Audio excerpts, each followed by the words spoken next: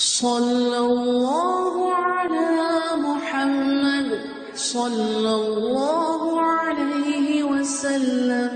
اللهم صل على محمد النبي الأمي وعلى آله وسلم تسليما. اعوذ باللہ السمیع العلیم من الشیطان الرجیم. بسم اللہ الرحمن الرحیم والصلاة والسلام علی رسول الکریم. بخاری شریف باب المساجد کا آج آخری درس ہے. آج کے باب میں جو ہم پڑھیں گے اس کا عنوان ہے المساجد التی علی طرق المدینہ والمواضع التی صلی فیہا النبی صلی اللہ علیہ وسلم، یعنی ان مساجد کا بیان جو مدینہ منورہ کے راستے پر واقع ہیں اور ان جگہوں کا بیان جہاں نبی کریم صلی اللہ علیہ وسلم نے نماز پڑھی ہے. اچھا، یہ دو احادیث ہیں جن میں سے ایک حدیث، دونوں ہی طویل ہیں لیکن ایک جو ہے بہت زیادہ طویل حدیث ہے اور دونوں میں ایک ہی بات ہے، ایک میں مختصر اور دوسرے میں ذرا تفصیل سے بیان کی گئی ہے.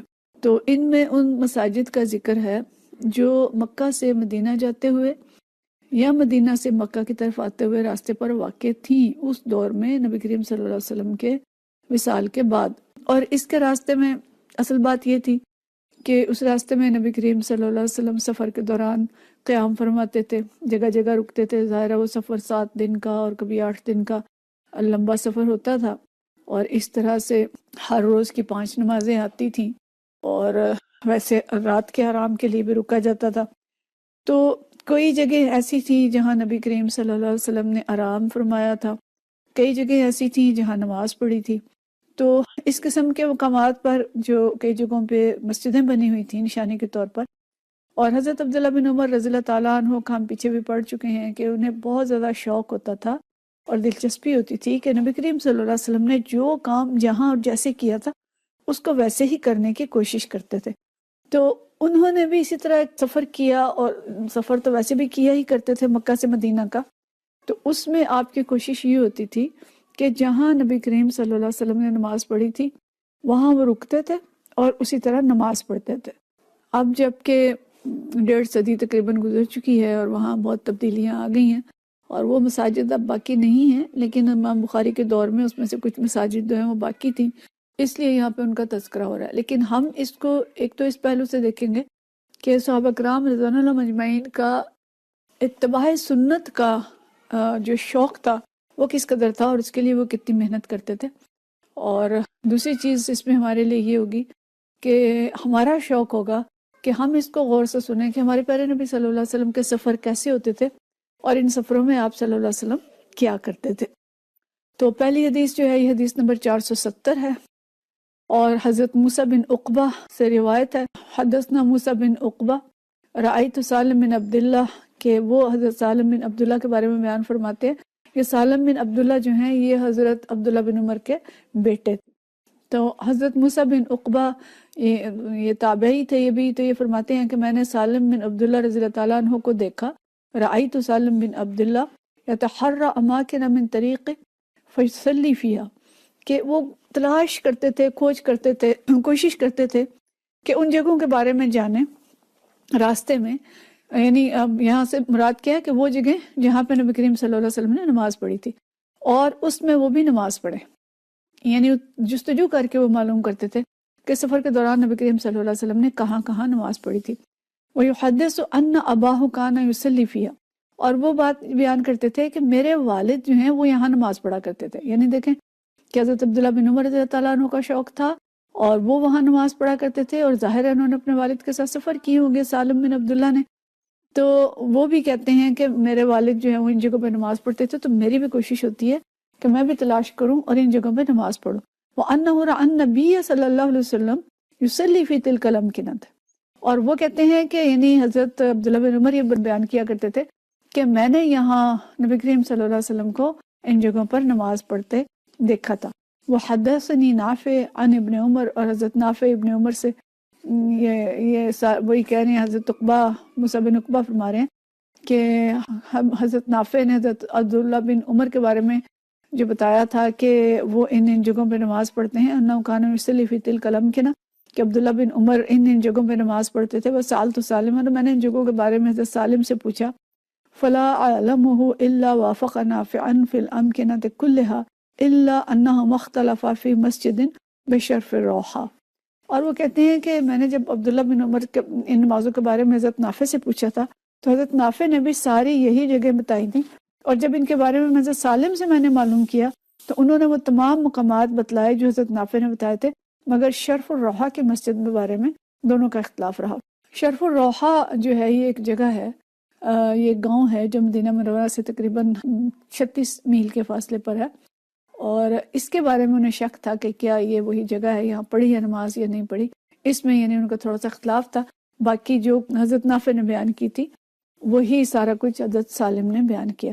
تو اس طرح سے حضرت سالم اور حضرت عبداللہ بن عمر رضی اللہ تعالیٰ عنہ کے شوق کا پتہ چلتا ہے کہ انہیں اتباع سنت کا کتنا شوق تھا. اچھا، اب اگلی جو حدیث ہے بہت لمبی ہے، میں اس کا صرف ترجمہ پڑھ دیتی ہوں، ورنہ اگر ہم اس کو پڑھیں گے تو ہمیں 10-15 منٹ صرف اس حدیث کو پڑھنے کے لیے چاہیے. اس کی جو عربی ہے تو میں اس کی صرف اس کا ترجمہ بیان کرتی ہوں، اور اس کو شوق سے سنیے گا کہ نبی کریم صلی اللہ علیہ وسلم کا سفر کس طرح کا ہوتا تھا. بڑا پیار آتا ہے اس کو پڑھ کے کہ نبی کریم صلی اللہ علیہ وسلم کا سفر کس طرح کا ہوتا تھا، کس طرح کی جگہوں سے گزرتے تھے. کہیں پہاڑی آ رہی ہے، کہیں نالا آ رہا ہے، کہیں کوئی درخت آ رہا ہے. وہ ہمارے سفروں کی طرح کوئی ہموار سفر نہیں ہے کہ گاڑی پہ بیٹھ کے یا جہاز پہ بیٹھ کے بس سڑک پہ جا رہے ہیں گاڑی پہ اور جہاز پہ ہوا میں سفر کر رہے ہیں، بلکہ کس طرح کے سفر تھے، کیسے راستوں سے آپ صلی اللہ علیہ وسلم گزرا کرتے تھے اور کن تکالیف سے گزرتے تھے، کتنے دنوں میں وہ سفر ہوتا تھا.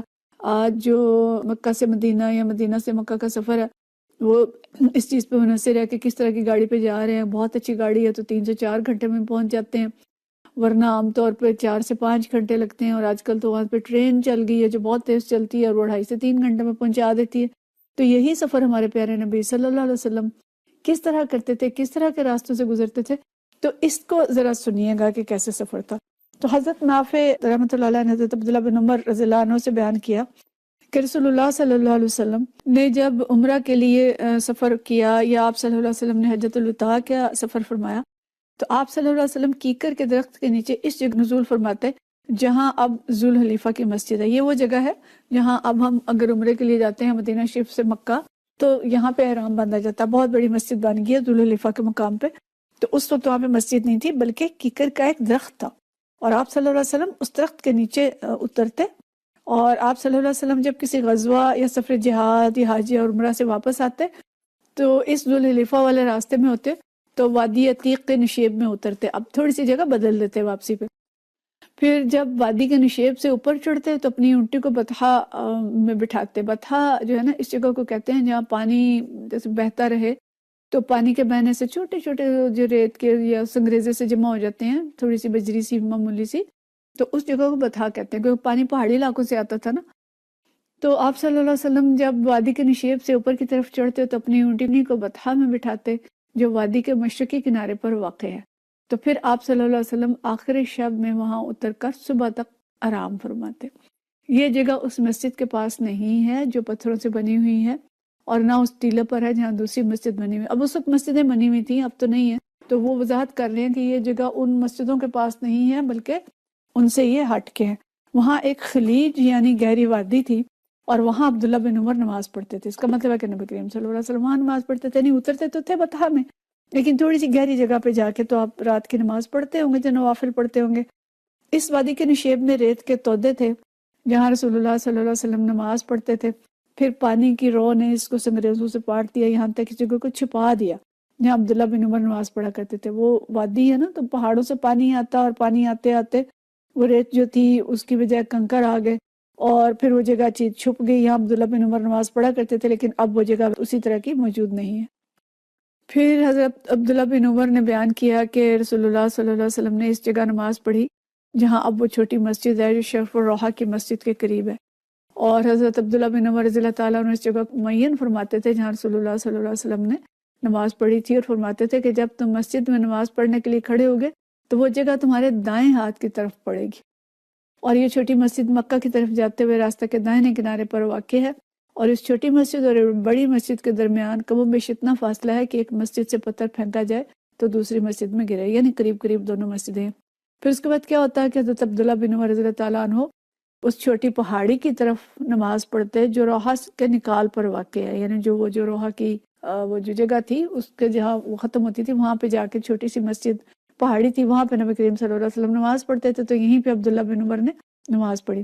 اور اس پہاڑی کا کنارہ راستے کے کنارے سے ملا ہوا ہے، اس مسجد کے قریب ہے، جو مکہ کو جاتے ہوئے پہاڑی اور روحا کے نکال کے درمیان ہے۔ اب دیکھیں کس طرح کا راستہ ہے، آپ کہاں سے گزر رہے ہیں، نبی کریم صلی اللہ علیہ وسلم پہاڑی کے قریب سے گزر رہے ہیں، وادی میں سے گزر رہے ہیں، پانی جہاں سے گزرتا تھا وہاں سے گزر رہے ہیں۔ پھر کیا ہے کہ اب اور اس مسجد کے قریب ہے جو مکہ سے جاتے ہوئے پہاڑی اور روحا کے نکال کے درمیان ہے، اور اب اس جگہ ایک مسجد بنا دی گئی ہے، مگر عبداللہ بن عمر رضی اللہ تعالیٰ عنہ اس مسجد میں نماز نہیں پڑھتے تھے، بلکہ اس کو اپنے بائیں اور پیچھے چھوڑ دیتے تھے اور مسجد کے سامنے خود پہاڑی کی طرف رخ کر کے نماز پڑھتے تھے۔ یعنی نبی کریم صلی اللہ علیہ وسلم ایگزیکٹ اس مسجد کی جگہ پہ نماز نہیں پڑھتے تھے، بلکہ جہاں پہ یہ حضرت عبداللہ بن عمر پڑھ رہے ہیں وہاں پہ پڑھا کرتے تھے۔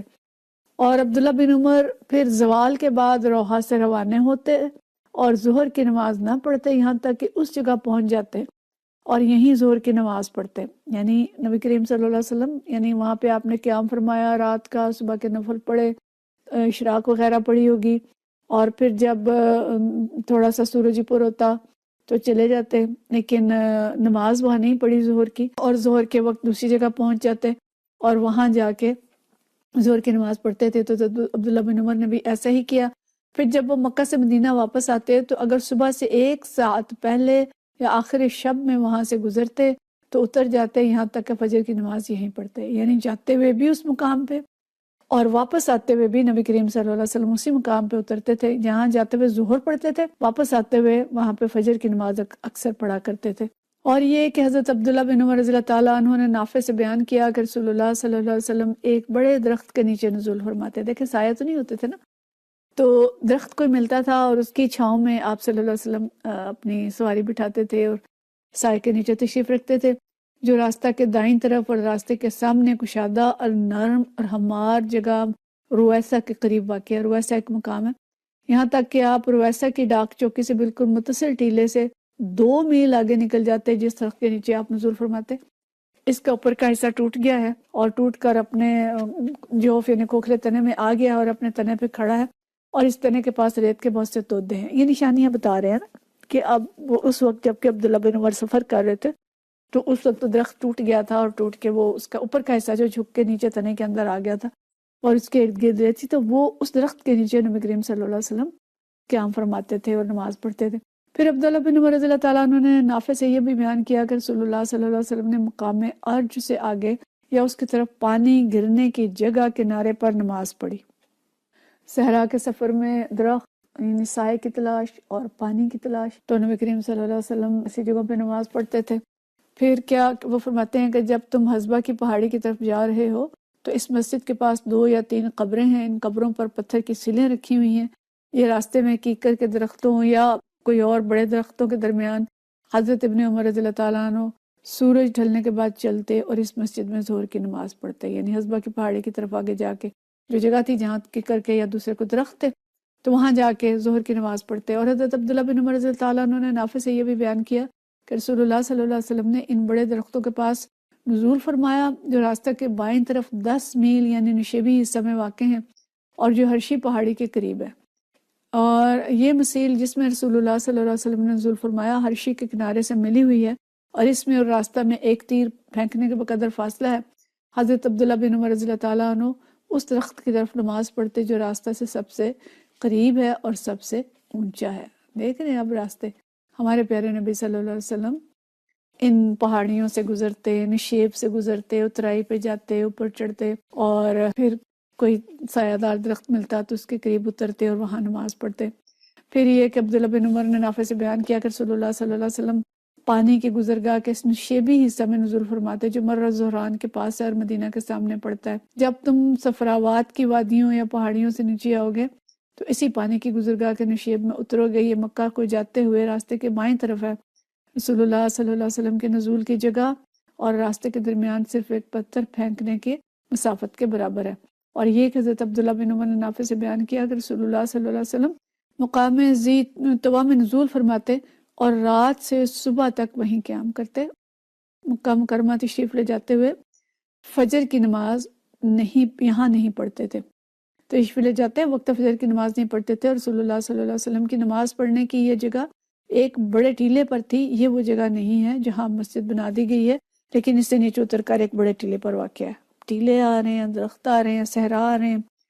کہیں آپ قیام فرما کے چل پڑتے تھے، نماز آگے جا کے پڑھتے تھے، کہیں اتر کے دو نمازیں پڑھتے تھے.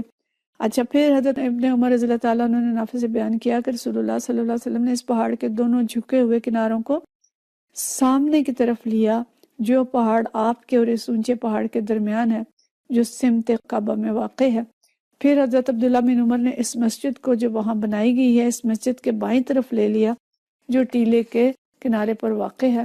حضور صلی اللہ علیہ وسلم کی نماز پڑھنے کی جگہ سیاہ رنگ کے ٹیلے پر اس سے نیچے ہے. تم اس ٹیلے سے کم و بیش 10 ہاتھ چھوڑ دو، پھر اس پہاڑ کے اور جو تمہارے اور کعبہ کے درمیان ہے، دونوں جھکے ہوئے کناروں کی طرف رخ کر کے نماز پڑھو. بہت زیادہ باریکیاں اس میں حضرت عبداللہ بن عمر رضی اللہ تعالیٰ عنہ نے بیان فرمائی ہیں، اور ان کی بہت اچھی یادداشت تھی اور ان کا شوق تھا کہ وہ ایک ایک چیز کو نوٹ کرتے تھے. تو ایک طویل حدیث ہے اور اس میں نبی کریم صلی اللہ علیہ وسلم کی نماز پڑھنے کا ذکر ہے. اب اس میں سے صرف مسجد ذوالحلیفہ اور روحہ کی مساجد ہیں جو باقی رہ گئی ہیں. اس کے علاوہ اس حدیث میں جگہوں کا ذکر ہے وہ اسی شکل میں موجود. تو اس طویل حدیث میں جن مقامات میں نبی کریم صلی اللہ علیہ وسلم کی نماز پڑھنے کا ذکر ہے، اب ان میں صرف مسجد ذوالحلیفہ اور روحہ کی مساجد ہیں. اسی کا تعین لوگ کر سکتے ہیں، لیکن اس کے علاوہ جن چیزوں کا ذکر ہے وہ اب اس طرح سے موجود نہیں ہے. اور یہ سفر جو ہے تقریباً 7 دنوں کا سفر تھا، اور آپ صلی اللہ علیہ وسلم نے تقریباً 35 نمازیں راستے میں پڑھی ہوں گی، لیکن راویان حدیث نے تمام نمازوں کا ذکر نہیں کیا، کچھ نمازوں کا اس میں ذکر کیا ہے. اور حدیث میں یہ ہے کہ وادی روحہ میں نبی کریم صلی اللہ علیہ وسلم نے نماز پڑھی، اور پھر یہ فرمایا کہ یہاں 70 انبیاء نے نمازیں پڑھی. تو اس حدیث کے مطابق حضرت عبداللہ بن عمر رضی اللہ تعالیٰ عنہ کے عمل سے معلوم ہوتا ہے کہ نبی کریم صلی اللہ علیہ وسلم نے جن مقامات پر نماز پڑھی تھی، وہاں نماز پڑھنا، نماز کا اہتمام کرنا، ان سے تبرک حاصل کرنا مستحب ہے. اور حضرت عبداللہ بن عمر رضی اللہ تعالیٰ عنہ ویسے بھی بہت زیادہ شوق رکھتے تھے، اتباع سنت کا بہت اہتمام کرتے تھے. لیکن دوسری طرف حضرت عمر رضی اللہ تعالیٰ عنہ کا طرز عمل ہمیں ملتا ہے کہ اپنے کسی سفر میں اگر انہوں نے دیکھا کہ لوگ ایک خاص جگہ پر نماز پڑھنے کے لیے ایک دوسرے سے آگے بڑھنے کی کوشش کر رہے ہیں، تو پوچھا کیا بات ہے. تو لوگوں نے بتایا کہ یہاں نبی کریم صلی اللہ علیہ وسلم نے نماز پڑھی تھی. تو اس پر آپ نے فرمایا کہ اگر کسی کی نماز کا وقت ہو گیا تو پڑھ لے، ورنہ آگے چلے. اہل کتاب اس لیے ہلاک ہو گئے کہ انہوں نے اپنے انبیاء کے آثار کو تلاش کر کے اس پر عبادت گاہیں بنائیں. تو یعنی یہ جو دو ہمیں مختلف طرز عمل نظر آ رہے ہیں، تو اس کی جو علماء نے اس کی تطبیق کی ہے، حافظ ابن حجر جو ہے اسے نقل کرنے کے بعد وہ کہتے ہیں کہ حضرت عمر فاروق رضی اللہ تعالیٰ عنہ کا یہ فرمان ان عام لوگوں کی زیارت سے متعلق ہے جو ان مقامات کی زیارت کو پسندیدہ خیال کرتے تھے، اور انہیں یہ خوف تھا کہ ایسے افراد کہیں ان مقامات پر نماز پڑھنا واجب نہ سمجھ بیٹھے. لیکن اگر حضرت عبداللہ بن عمر جیسے افراد ہیں تو ان کو اس سے کوئی خطرہ نہیں تھا، کیونکہ وہ جانتے تھے کہ کیا واجب ہے، کیا مستحب ہے. تو اس لیے عبداللہ بن عمر رضی اللہ تعالیٰ عنہ سے تو ایسا کوئی خطرہ نہیں تھا، ان کو آپ نے منع نہیں کیا. لیکن اگر عام لوگ ایسا کام کرنے لگ جائیں جن کو دین کی اتنی سمجھ نہیں ہے، تو اس میں خطرہ موجود ہے کہ وہ اس کو واجب سمجھ بیٹھیں، اور پھر جیسے کوئی وہ کام نہ کرے تو اس کو مسلمان ہی نہ سمجھیں. جیسے بہت ساری مثالیں اس وقت ہمارے یہاں موجود ہیں کہ کوئی ایسا کام شروع کر لیا گیا، خود سے شروع کر لیا، اور جب وہ کام کوئی نہیں کر رہا تو اس کو مسلمان ہی نہیں سمجھتے. آپ غور کریں گے تو آپ کو بہت سی چیزیں اپنے ارد گرد نظر آئیں گی. تو اس میں علامہ قسطلانی رحمۃ اللہ علیہ نے فرمایا کہ حضرت عمر اور حضرت ابن عمر کے اختلاف سے ہمیں دین کی بہت بڑی اصل مل گئی ہے. وہ کیا ہے کہ جہاں ایک طرف حضرت عبداللہ بن عمر کے طرز عمل سے ہمیں سبق ملا کہ حضور اکرم صلی اللہ علیہ وسلم کے جو آثار اور خیال یا مختلف جو جگہ ہیں وہاں پہ اس کا اتباع کرنا نبی کریم صلی اللہ علیہ وسلم کی تعظیم اور برکات کے حصول کا ذریعہ ہے، وہیں پہ حضرت عمر رضی اللہ تعالیٰ عنہ کی احتیاطی تنبیہ جو ہے وہ یہ سبق دیتی ہے کہ اتباع کو بدعت کی حدود میں داخل نہیں ہونا چاہیے. حضرت عمر رضی اللہ تعالیٰ عنہ نے اس سے منع فرمایا اور حضرت عبداللہ بن عمر کو لیکن منع نہیں کیا. تو اتباع کریں، لیکن اتباع کو جو اس میں نفل ہے اس کو نفل رکھیں، جو اس میں مستحب ہے اس کو مستحب رکھیں، اور کسی چیز کو واجب خود سے نہ قرار دے لیں کہ جو یہ عمل نہیں کرے گا وہ مسلمان ہی نہیں ہے. تو اس لیے حضرت عمر فاروق رضی اللہ تعالیٰ عنہ نے متنبہ کر دیا کہ یہ مساجد جن میں نبی کریم صلی اللہ علیہ وسلم نے نمازیں پڑھی ہیں یہ کوئی دینی شاعر کے اندر داخل نہیں ہیں، اور نہ ہی یہ تعظیم میں مسجد حرام یا مسجد نبوی یا مسجد اقصیٰ کے برابر ہے۔ یعنی 3 ہی مساجد ہیں جن کے لیے سفر کا حکم ہے اور جن کے لیے سفر پسندیدہ ہے، اور جو کہ مسلمانوں کے لیے باعث تعظیم ہے دوسری مساجد کی نسبت زیادہ۔ تو باقی جو ہیں وہ دینی شاعر کے اندر داخل نہیں ہیں، تو اس فرق کو ہمیں یاد رکھنا چاہیے۔ اور اسی کے ساتھ ہمارا جو باب المساجد ہے وہ ختم ہوتا ہے، اور ہم اس کا چھوٹا سا ایک جائزہ فارم آپ کو بھیجیں گے جس میں ہم دیکھیں گے کہ کیا کچھ سیکھا گیا، اور اگلی دفعہ ہم اس کا تھوڑا سا خلاصہ کرنے کے بعد پھر اگلا باب جو ہے وہ شروع کریں گے۔ وآخر دعوانا ان الحمدللہ رب العالمین۔ صلی اللہ علی محمد صلی اللہ علیہ وسلم۔